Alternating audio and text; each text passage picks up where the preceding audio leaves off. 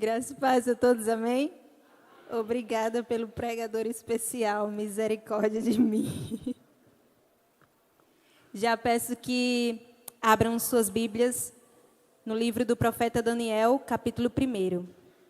Que os nossos corações possam permanecer dispostos, amém? E que o Espírito do Senhor, seja Ele a levar a mensagem aos corações.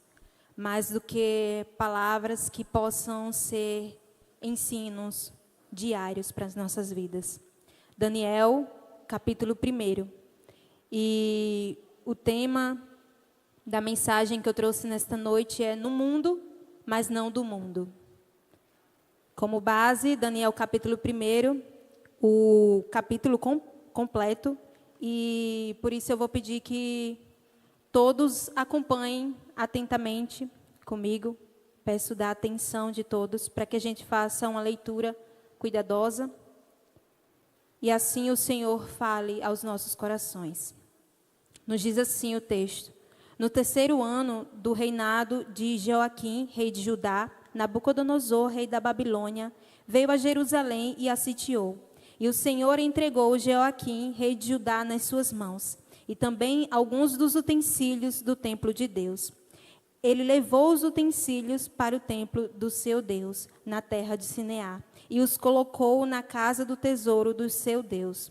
Depois, o rei ordenou a Aspenaz, o chefe dos oficiais da sua corte, que trouxesse alguns dos israelitas da família real e da nobreza, jovens sem defeito físico, de boa aparência, cultos, inteligentes, que dominassem os vários campos do conhecimento e fossem capacitados para servir no palácio do rei.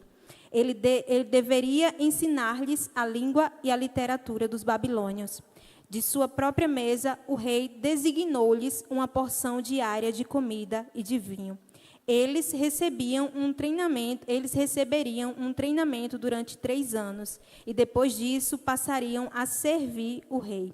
Entre esses estavam alguns que vieram de Judá: Daniel, Ananias, Misael e Azarias.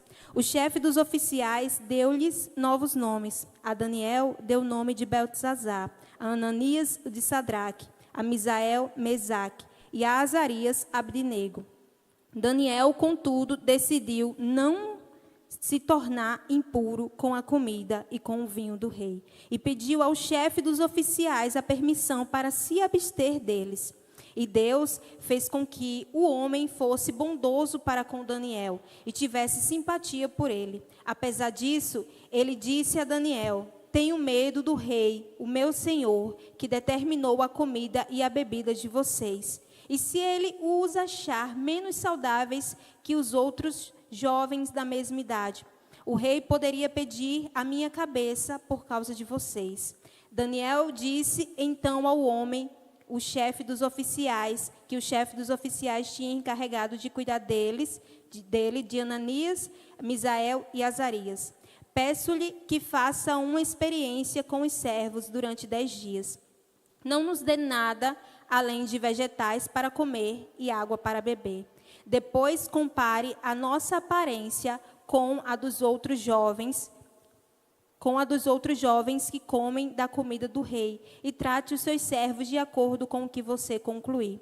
Então ele concordou e fez experiência com eles durante 10 dias. Passados os 10 dias, eles pareciam mais saudáveis e mais fortes do que todos os jovens que comiam da comida da mesa do rei. Assim, o encarregado tirou a comida especial e o vinho que haviam sido designados, e em lugar disso lhes dava vegetais. Verso 17. A esses 4 jovens, Deus deu sabedoria e inteligência para conhecerem todos os aspectos da cultura e da ciência. E Daniel, além disso, sabia interpretar todo tipo de visões e sonho. Ao final do tempo estabelecido pelo rei, para que os jovens fossem trazidos à sua presença, o chefe dos oficiais os apresentou a Nabucodonosor.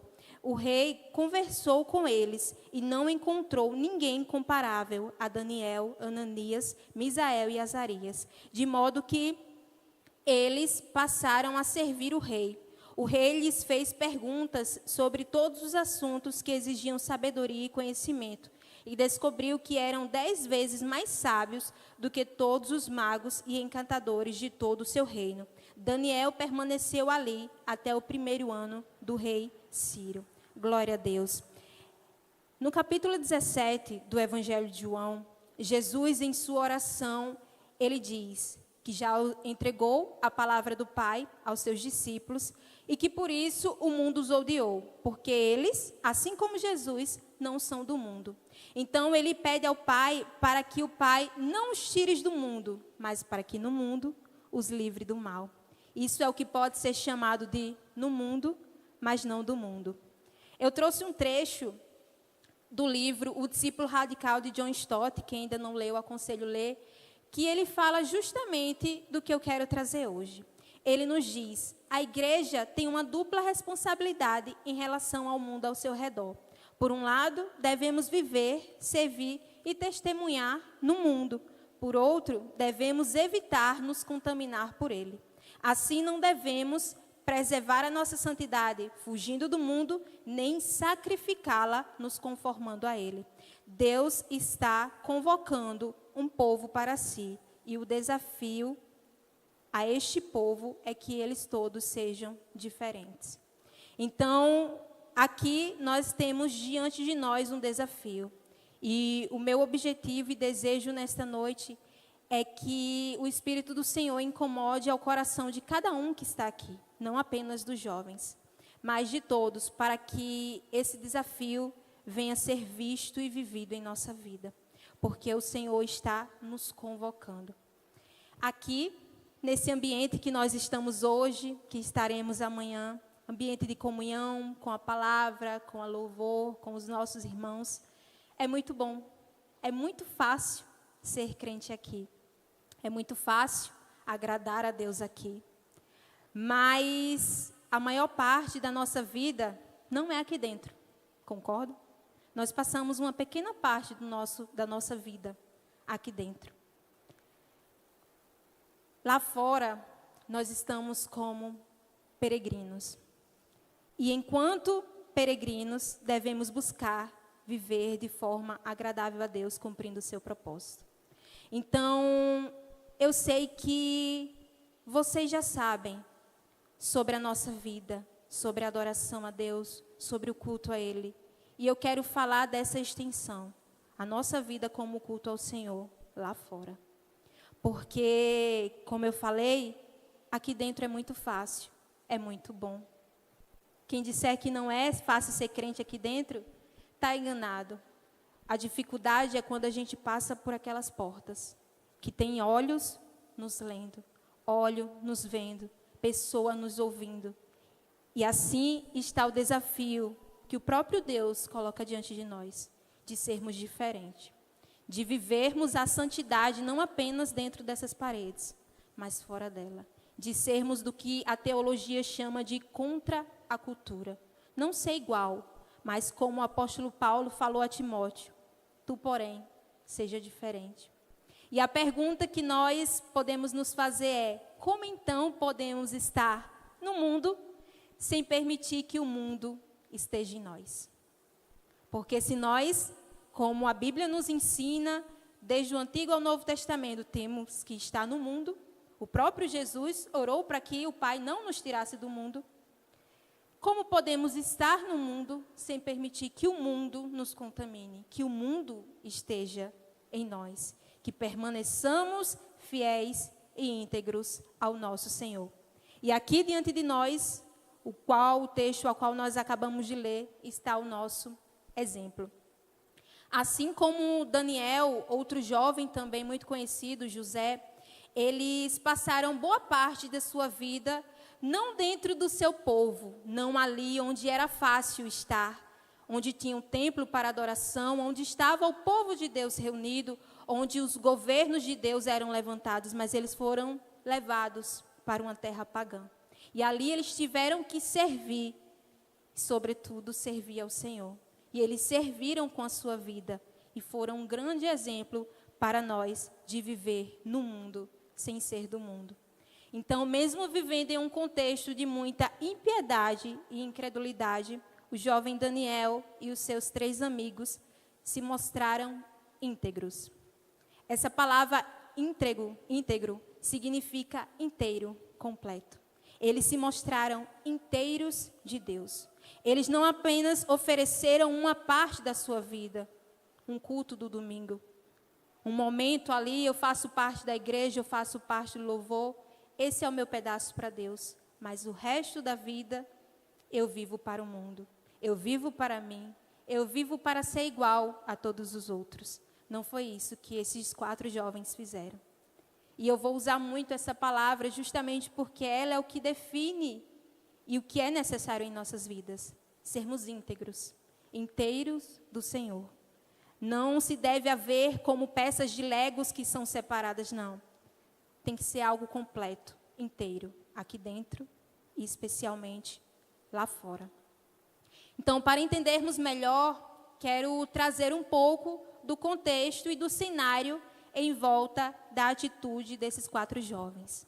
Se vocês perceberam, à medida que nós fomos lendo, nesses primeiros versículos, nós vamos ler que ali Nabucodonosor, com a Babilônia, tomou a Judá, ali tomou ao rei e tudo mais, mas no verso 2 se inicia dizendo, o Senhor entregou.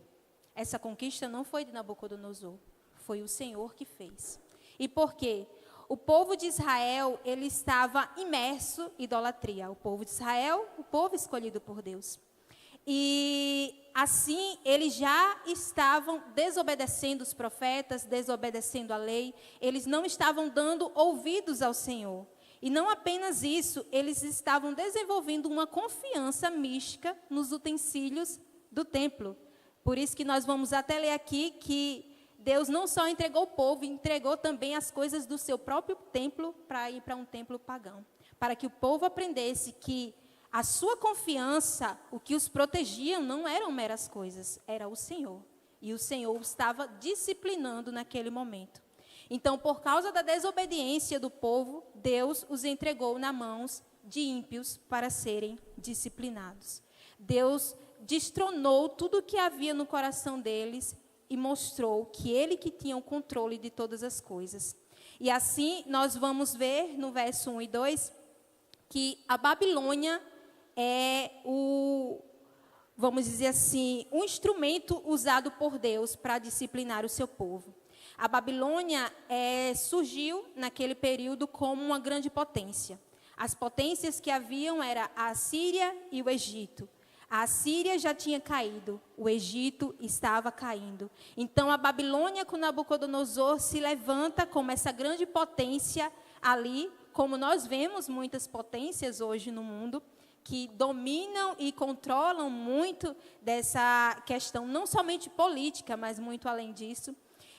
A Babilônia, junto com Nabucodonosor, estava conquistando e destruindo muitos povos. E entre eles, como nós vemos aqui relatado, Deus entregou Judá. E ali em Judá, tinha como a capital Jerusalém, onde estava o templo de Deus, templo construído por Salomão. Quem lembra isso relatado lá no Antigo Testamento.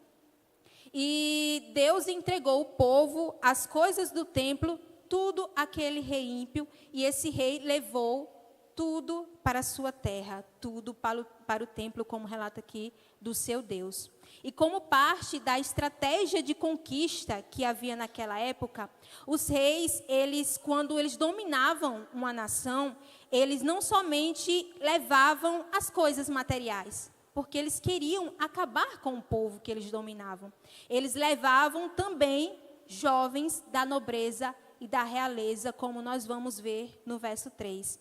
E esses jovens, eles eram levados para trabalhar nesse novo reino. E isso era uma estratégia muito usada, porque se eles só levassem as coisas, as pessoas estavam ali, os jovens que são o futuro, poderiam dar continuidade, poderiam até se insurgir, se rebelar. Então, eles levavam como forma de dominação os jovens para que eles fossem doutrinados e ensinados, para que assim eles dominassem por completo aquela nação. E assim nós vemos no verso 4 que não eram qualquer jovens. eles tinham que ter algumas características específicas. Primeiro, características sociais, tinham que ser jovens da nobreza e da realeza. Tinham também características físicas, tinham que ser bonitos, de boa aparência, tinham que ter características intelectuais, tinham que ser inteligentes, tinham que ser cultos, sábios.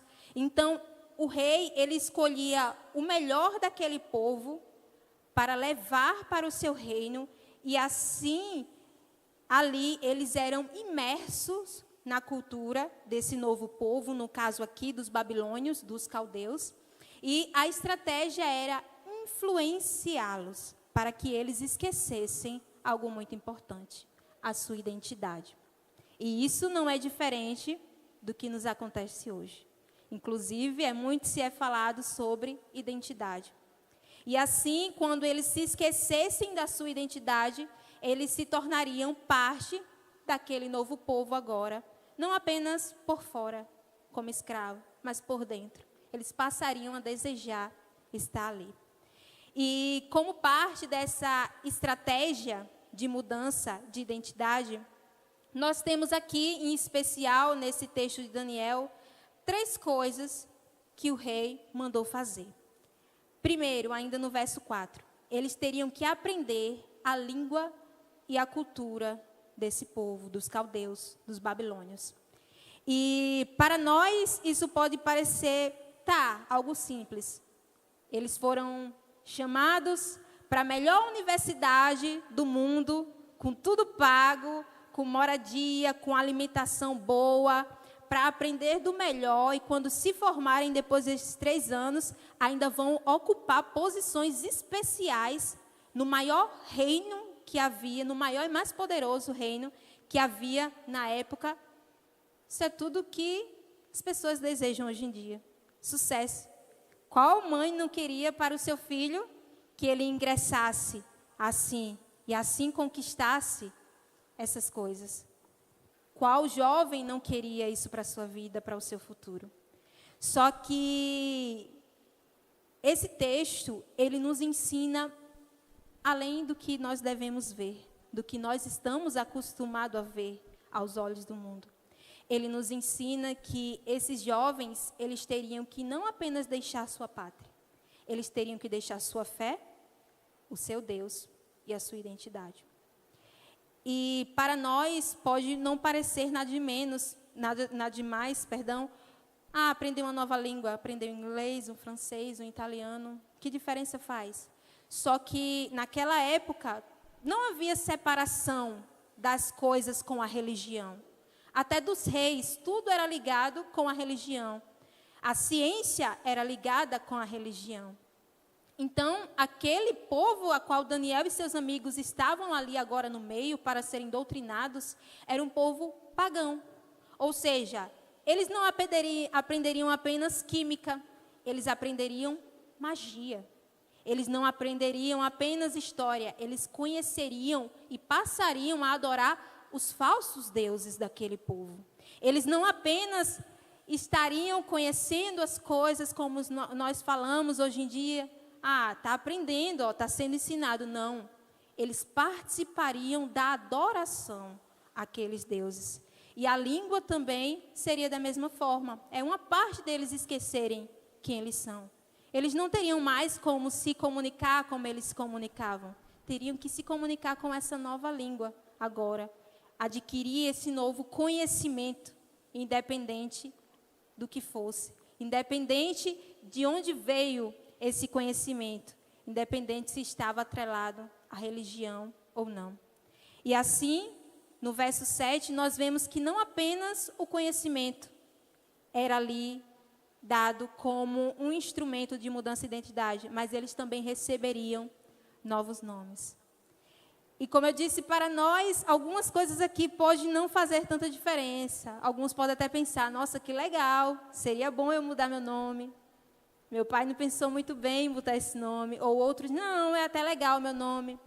Por exemplo, meu adolescente de 1 ano de idade, ele se chama Mateu, derivado de Mateus. E nós escolhemos muito por causa do seu significado, principalmente para nós. Significa presente de Deus. Foi o que Deus fez para nós, nos presenteou com ele. Então, nesse contexto aqui, seria a mesma coisa que alguém pegasse o nome do meu filho, que significa presente de Deus, e mudasse para o nome de alguma divindade pagã. Imagina passassem a chamar meu filho de Iemanjá, ou de algum Oxu. Certamente, isso não seria agradável. E principalmente para aquele povo, porque o nome era a história de vida deles. Não era por, olha, tem cara de Gabriel. Não era isso. Quando eles nasciam, a história de vida dos seus pais recebia um nome. Aquela criança se chamaria isso por causa disso. Nós vemos muito isso ali quando Deus dá os nomes dos filhos de Oséia, disciplinando o seu povo através da história daquelas crianças. Então, isso era algo muito importante para ele. Assim como a cultura, os nomes que eles carregavam, era a sua história de vida. E a história de vida desses 4 jovens era direcionada a Deus. Eram nomes, por exemplo, como Daniel, que significa basicamente Deus é meu juiz ou Deus é juiz. São nomes voltados para a adoração do Deus verdadeiro. E ali os nomes deles seriam mudados para nome de deuses pagãos. Como, por exemplo, ele se tornou Beltesazar. Bel era a divindade principal daquele povo. Então, eles não mais passariam a ter nome do seu Deus, mas os nomes de deuses pagãos. Assim, eles retirariam mais essa parcela da sua identidade. E, por último, no verso 5, e especialmente no verso 8, nós vemos que um costume especial deles era mudado, a sua alimentação. E, embora difícil para Daniel e seus amigos aceitarem essas coisas, aceitarem aprender dessa cultura pagã, aceitarem a mudança do seu nome, eles não aceitaram essa última coisa, a mudança da sua alimentação. E isso para nós, aos nossos olhos hoje, aqui no nosso continente, na nossa época, isso pode parecer uma loucura. Seria a mesma coisa que se alguém chegasse para você e dissesse, eu tenho 3 exigências. Eu vou mudar o seu nome. Muita gente ia protestar. Não, querem mudar minha identidade. Eu vou protestar, vou reivindicar. Você vai ter que aprender a nossa cultura pagã. E você vai ter que comer o nosso churrasco com Coca-Cola. Qual seria mais fácil de aceitar? O churrasco com a Coca-Cola, não é verdade? Mas a Coca-Cola foi proposital, viu, Gabriel? Mas esses jovens tinham uma grande diferença no contexto dele. Eles aceitaram a mudança de nome, até porque eles não tinham muito o que fazer, eles estavam lá como escravos. Eles aceitaram aprender da cultura. Era uma oportunidade que Deus estava dando. E eles estavam sabendo como usar, e eles não tinham para onde fugir. Mas eles não aceitaram o churrasco com a Coca-Cola. Porque a dieta que para eles seriam oferecido era algo que era uma desobediência direta à lei de Deus, à palavra do seu Deus. Porque lá em Levíticos, Deus, quando deu a lei a Moisés, ele determinou que o seu povo, o povo judeu, não poderiam comer algumas coisas. E essas coisas não faziam diferença na mesa desses reis pagãos. Tinha na mesa deles. Então, eles teriam que desobedecer a ordem que Deus deu. E, além disso, como eu falei, todo o ambiente era atrelado à religião. Todo o governo era atrelado à religião. As refeições que eles iriam comer, primeiramente, eram carnes sacrificadas a ídolos.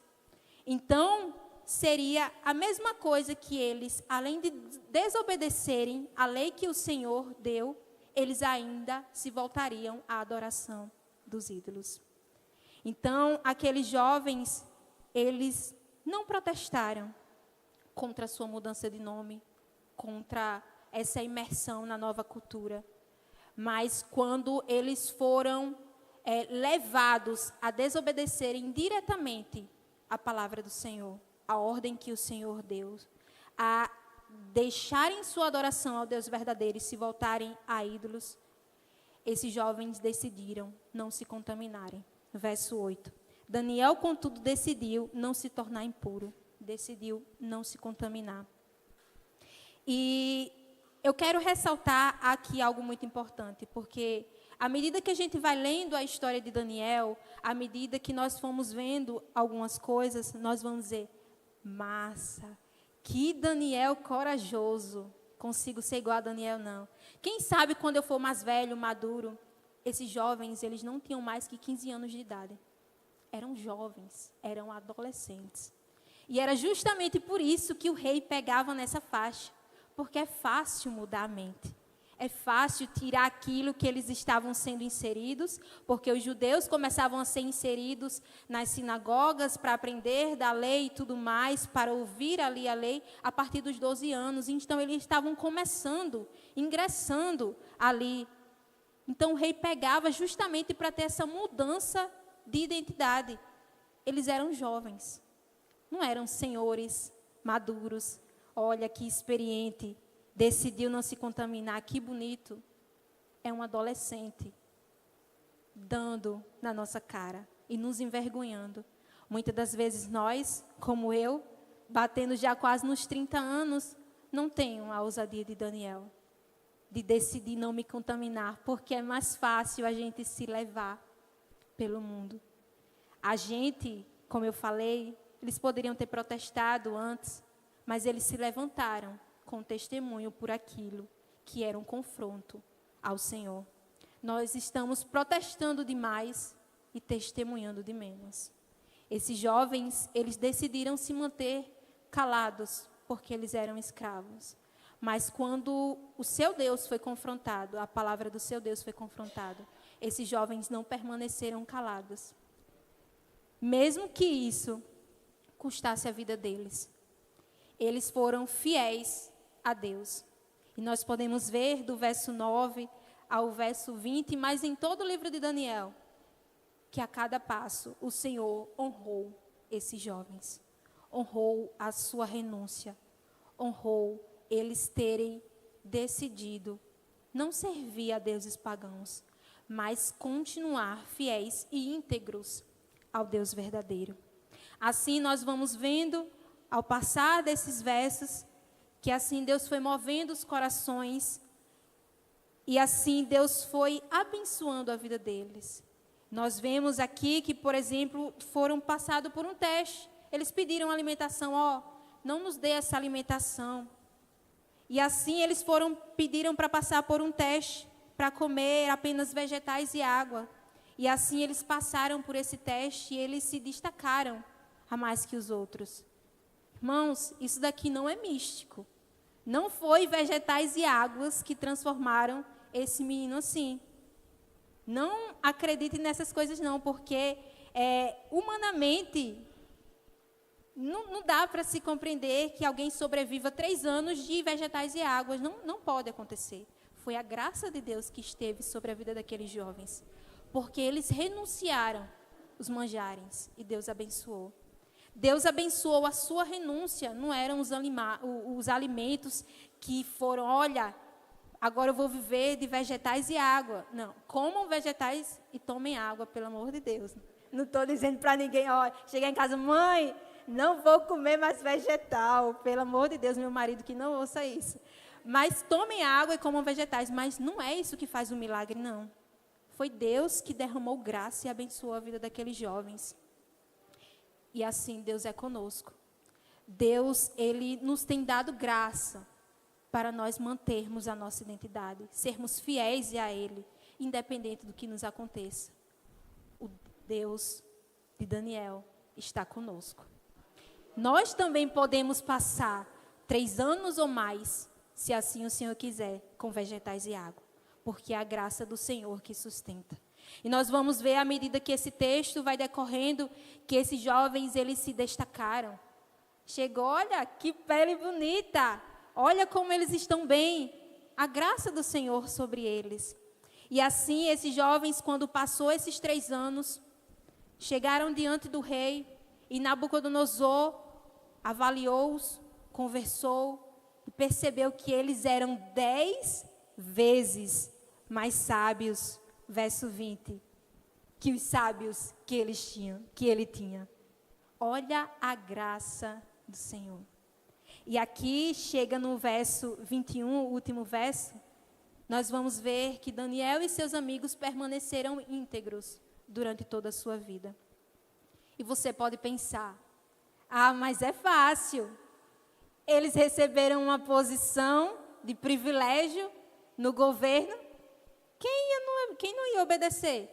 Assim é fácil demais se manter íntegro. Eles estavam ali, bem, não estavam presos, não estavam apanhando, estavam com posição de poder. Se você ler, e eu peço que você leia o capítulo 3, você vai ver que os jovens, Ananias, Misael e Azarias, eles não se prostraram perante o rei, embora eles servissem ao rei. Embora eles fossem governantes do rei. Quando o rei mandou todo mundo se prostrar e o adorar, eles não se prostraram. Sabe o que aconteceu? Aqueles sábios lá que não gostaram de ser diminuídos, tem gente ali que não se dobrou não, viu? Esse povo já dá problema. Eles foram lançados numa fornalha. Não foi fácil para eles, não. Mas a graça do Senhor estava sobre a vida daqueles jovens. E foi visto um quarto homem passeando lá dentro. Suas amarras foram soltas e eles não estavam sendo queimados. Para vocês perceberem, os homens que lançaram aqueles jovens ali por cima naquela fornalha, eles morreram por causa do fogo que era tão grande que o rei mandou aumentar por causa da sua ira contra aqueles jovens que não se dobraram. Mas aqueles jovens, nada os aconteceu, porque o Senhor estava com ele. O mesmo Deus está conosco. No capítulo 6, nós vamos ver Daniel, não mais tão jovem, já caminhando em sua vida. Ele não obedece novamente ao rei, porque foi proibido de orar. Não queria mais que se orasse. Daniel, ele chega no seu íntimo e vai orar ao Senhor. E assim ele é visto. E assim ele é levado diante do rei, para que ele tenha uma nova oportunidade de negar a sua identidade, dizer, não, se enganou, foi não, estava não, orando não. Mas Daniel, ele não deixa a sua identidade, ele não deixa a sua fidelidade ao Senhor. E ele é jogado na cova dos leões. E nós já sabemos também o que acontece ao final dessa história. O Senhor esteve em toda a vida daqueles jovens com ele. E eles permaneceram ali, naquele reinado. E nós vamos ver aqui, que Daniel permaneceu ali até o 1º ano do rei Ciro. Foi na época do rei Ciro que o povo foi mandado de volta para a sua terra. Após 70 anos, Daniel já estava aqui para mais de 70 anos. E toda a sua vida foi íntegro ao Senhor. É difícil, mas não é impossível. Porque, como eu falei aqui e ressaltei, o mesmo Deus de Daniel é o nosso Deus. E Ele está conosco hoje. A graça do Senhor está sobre nós, a nos capacitar, dizer, não, isso é pecado. Isso desagrada a Deus. E não sei se você entendeu até aqui o que Deus está nos falando. Você pode se perguntar, como eu posso aplicar isso na minha vida hoje? Não estou sendo levado para nenhum reino, não vou ser lançado em nenhuma cova. Isso tudo aqui é muito diferente do nosso contexto hoje. Daniel e seus amigos demonstraram a sua fé, não apenas em suas atividades particulares, não apenas na igreja, não apenas no culto, não apenas ali reunido com os meus amigos de discipulado, com a minha família. Esses 4 jovens, eles demonstraram sua fé em atividades públicas. Eles se tornaram governantes daquele reino. Eles se tornaram pessoas poderosas naquele reino. E ainda assim, eles não se dobraram perante aquele rei. E ainda assim, eles testemunharam da sua fé. Eles eram oficiais do rei. Eles poderiam ter obedecido. O rei mandou comer essa comida. Eu vou comer. O que importa é que Deus sabe que no meu coração eu tenho fé. Quantas das vezes nós não ouvimos apenas, mas também falamos essas coisas.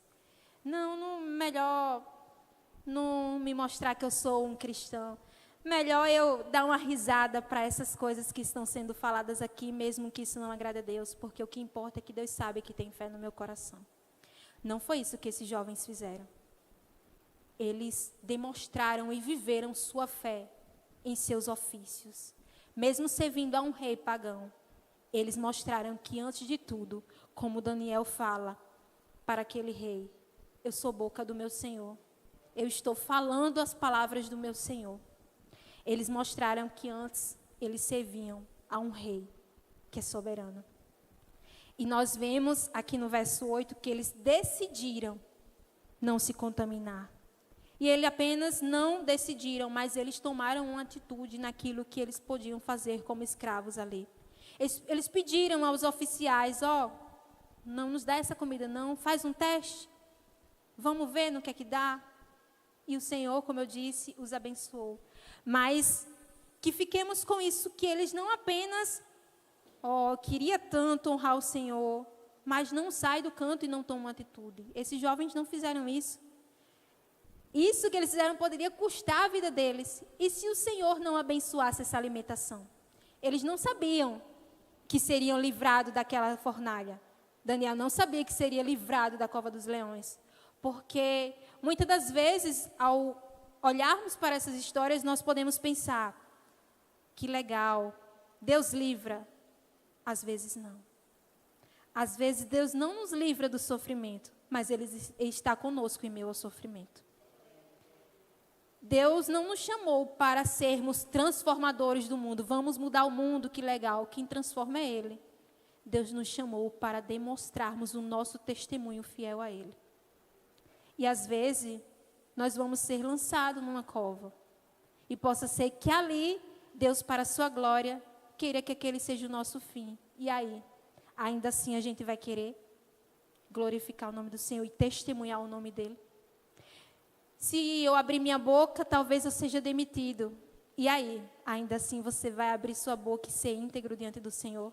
Não se dobrar a roubos ou a extorquir pessoas, porque seu patrão mandou?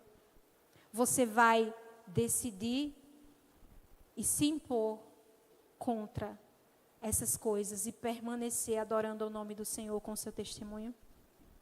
Eu falei no início. É fácil ser crente aqui dentro. É fácil vir domingo após domingo, cantar louvores. O pastor me viu ali, cumpri minha tabela, ouvi a palavra, abracei meus irmãos. É fácil.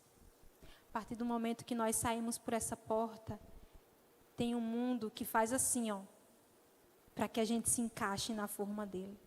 Sabe o que nós temos feito? Muito protesto e pouco testemunho. Nós não temos, como Daniel, nos levantado íntegros ao Senhor, mas nós temos cedido por medo de uma fornalha que queima amarras, mas não queima os servos do Senhor. De um leão que não come, porque o Senhor está lá, porque o Senhor os domou.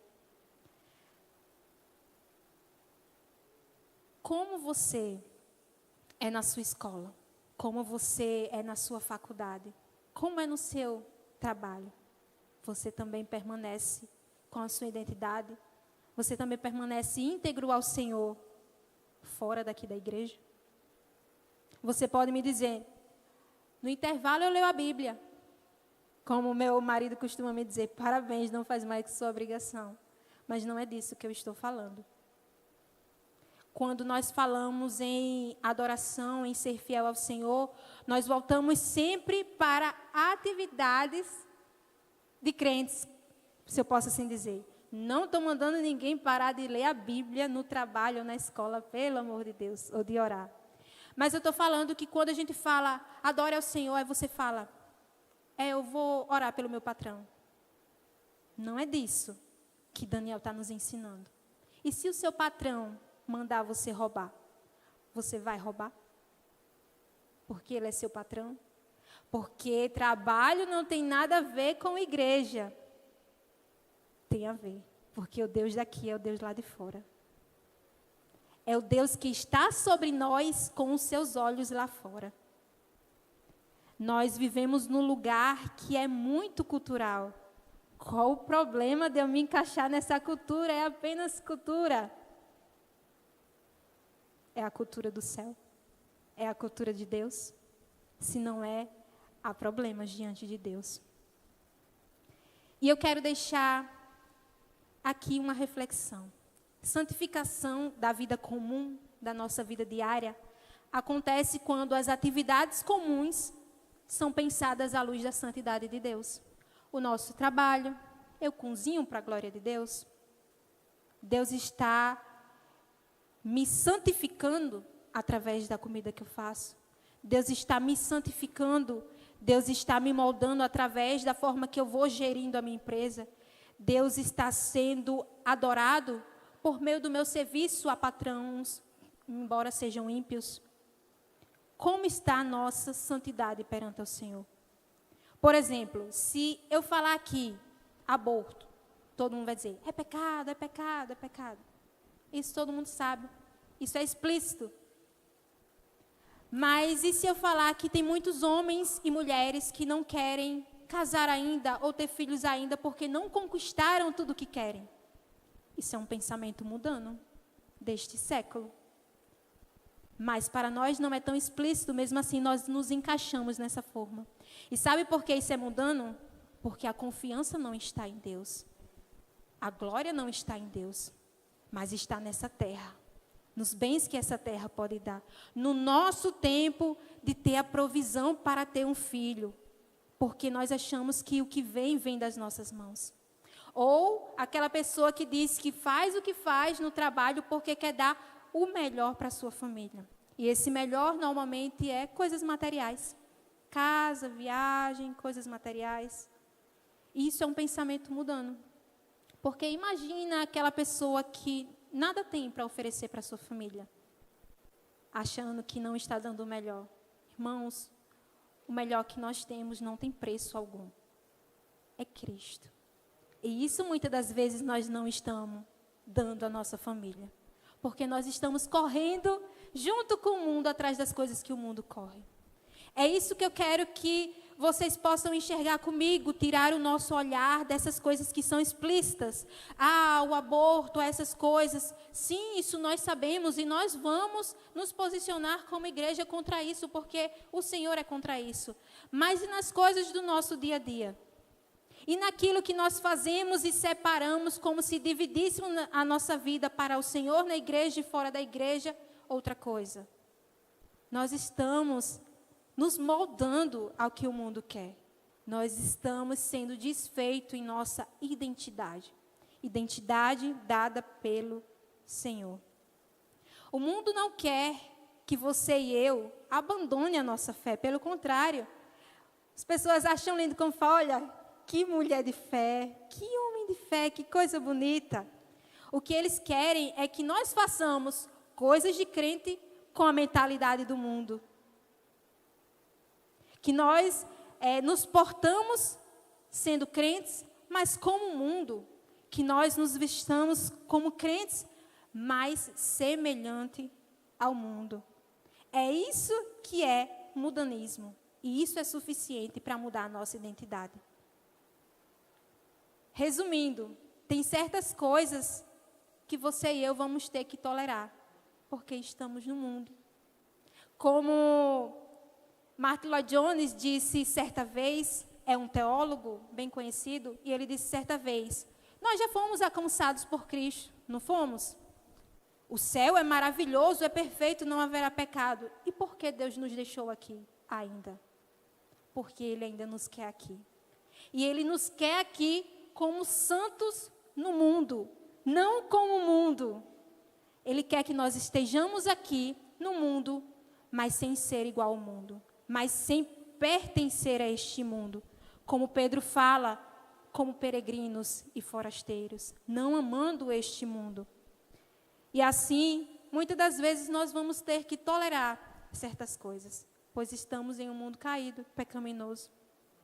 Mas quando houverem coisas mundanas, pecaminosas, contrárias aos padrões de Deus, embora explícitas ou sutis, o Espírito Santo tocará o seu coração. Que nós possamos nos posicionar que nós possamos decidir não ser influenciados e nos mantermos íntegros e fiéis ao Senhor. E nós podemos fazer isso? Podemos, porque como eu falei, a graça de Cristo está sobre nós. Cristo foi, mas Ele não nos deixou solto. Ele nos deu sua graça para nós dizermos, isso é pecado. Nossa, que radical! Todo mundo faz. Aquela velha história que desde agora eu já falo para o meu filho. Você não é todo mundo. Tu, porém, seja diferente. Deus não te chamou para andar como os outros. Deus nos chamou para sermos santos como Ele é. Para sermos perfeitos como Ele é. Embora no mundo. Embora diante de coisas pagãs e de governos ímpios. Deus nos chama a nos mantermos íntegros e fiéis ao Senhor. E isso pode parecer muito radical. Mas para quem não sabe, servir a Cristo é loucura. Porque esse Cristo, Ele morreu na cruz por nossos pecados. Ele derramou cada gota de sangue para pagar uma conta que eu e você não poderia pecar. Se você não ama Ele loucamente a ponto de não andar como a sua amiga do trabalho anda, você que está envergonhando o Evangelho, não é o Evangelho que está envergonhando você. Deus nos chamou e nos tem capacitado para sermos diferentes. Eu sei que nessa noite, enquanto eu falava, alguns estavam inquietos, pensando que hora ela vai acabar. Como disse o pastor Sérgio, já estou acabando. Mas preocupados com o celular. Olha, que legal, tá certo, falou isso, saí por essa porta. Nem lembra mais o verso que foi lido. Nem lembra mais as palavras que foram faladas. Talvez nem lembre mais dos louvores que foram cantados. Ao sair por essa porta, alguns dos que estão aqui continuarão andando na mesma mão que o mundo está andando, no mesmo rumo que está andando. Mas eu sei que tem pessoas aqui a qual foi orado, o Espírito Santo levou a mensagem ao coração. E talvez Ele esteja dizendo para você, é isso que você tem que mudar. Olha, Clara, é isso que você tem que mudar. Gabriel, é isso. É isso. O Espírito Santo, Ele aponta na nossa vida.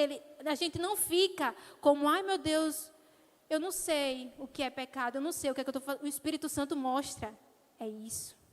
Relacionamentos têm limites. E muitas das vezes nós queremos chegar nesse limite e achar que nós podemos.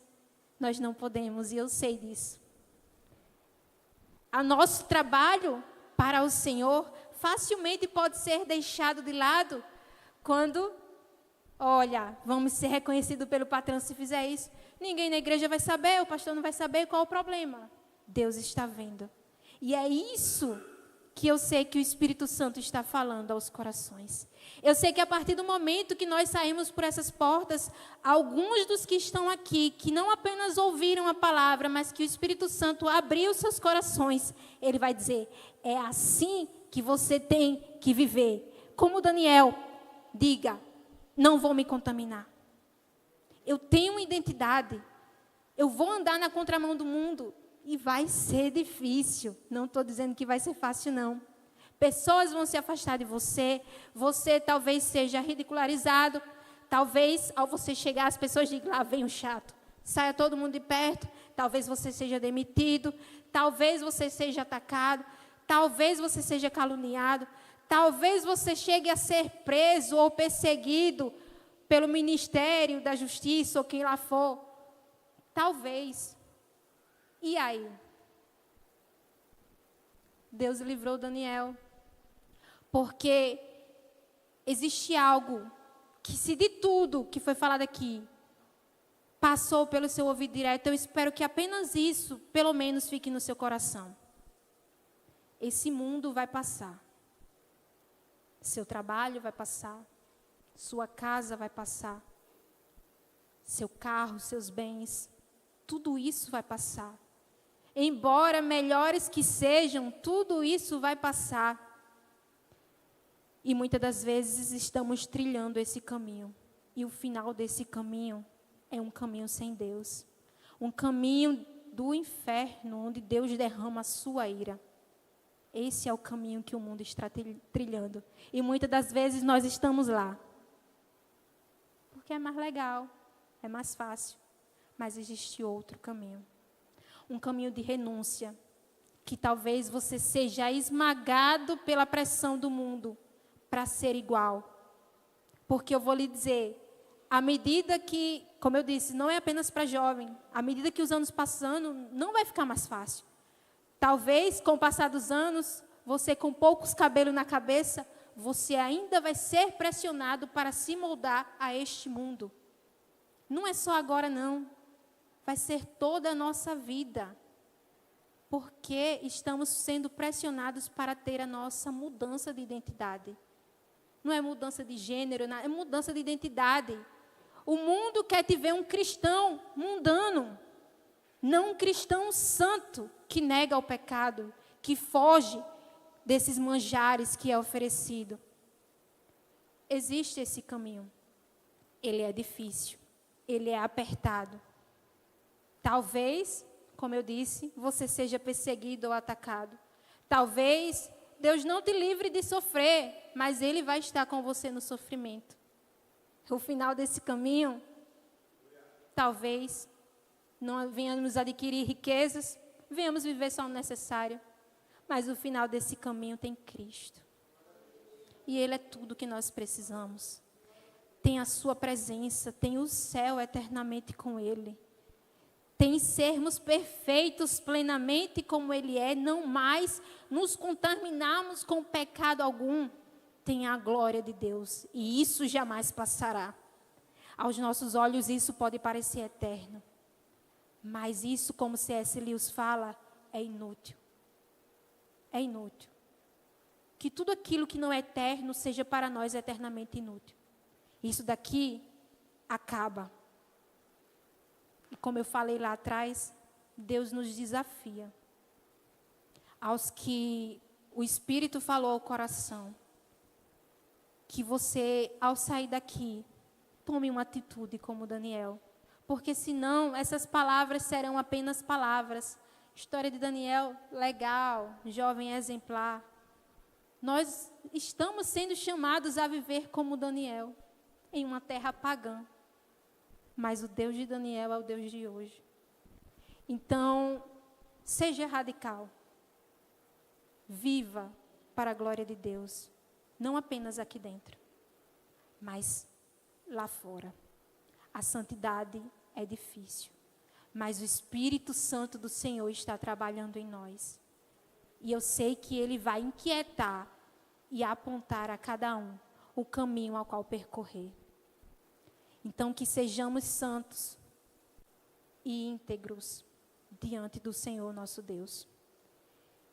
E, para concluir, eu quero deixar um verso do apóstolo Paulo aos Romanos, capítulo 12, verso 2, para as nossas vidas, que é justamente isso, que Deus quer de nós. Essa loucura, viver contra a cultura, no mundo, mas não do mundo. Deus nos chama para esse tipo de radicalismo. Romanos 12, verso 2, que nos diz: não se amoldem ao padrão deste mundo, mas transformem-se pela renovação da sua mente, para que sejam capazes de experimentar e comprovar a boa, agradável e perfeita vontade de Deus. Não entre na forma desse mundo. Alguns podem até pensar: olha lá, jovem, está ouvindo? Eita, Deus fala. Deus está falando com você. Deus está falando comigo.